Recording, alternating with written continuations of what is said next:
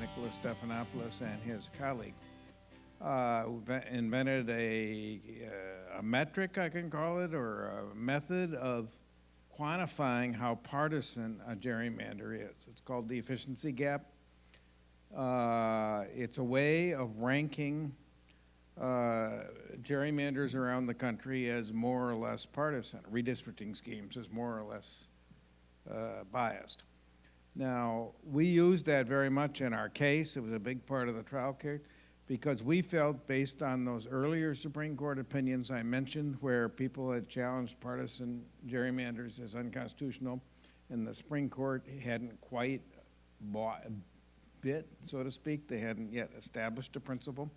That one of their Supreme Court's concerns was, well, if we say that a districting scheme was unconstitutional because it's excessively partisan, how do we know how excessively partisan it is, and how can we be sure that the districting schemes that we're invalidating are the most extreme?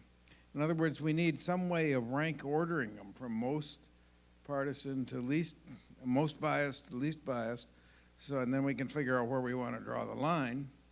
But we'd want to do it in some kind of rational way, which wasn't totally haphazard, so the Supreme Court could say it's the most partisan one, the most biased ones that are being thrown out.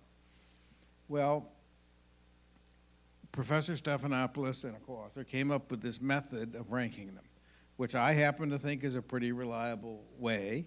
There are other ways to rank them. They're all more or less in agreement, not precisely, but the bottom line is they're pretty close in their rankings. Wisconsin's one of the worst by any method. But we bought on Stephanopoulos' one and used it as a big part of our case. And we thought it was going to be an important part of the Supreme Court decision. But because of the standing issue, they never really got there. But let me just say briefly what standing is. In order to bring a lawsuit, this gets very technical. But if you're going to be a plaintiff, Hans and I are both plaintiffs, you have to say that you were adversely affected by whatever act you're complaining about. Here were the enactment of this districting. And the theory that we had before the last Supreme Court decision, which I think was still the best theory, that as all Democrats were victimized by this because of the way the legislature caucuses.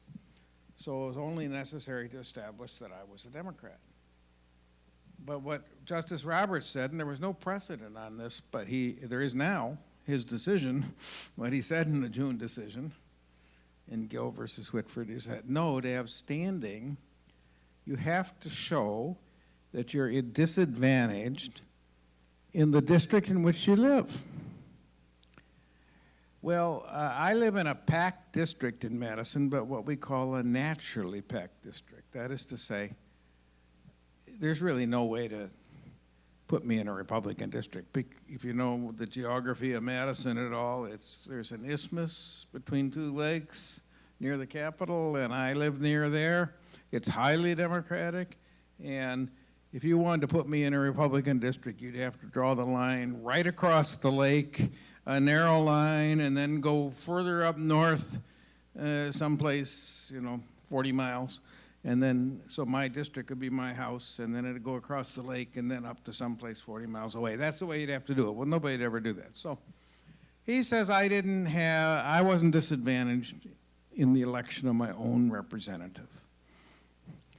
So I didn't have standing. And they didn't have evidence about the other 11 plaintiffs we had at that time.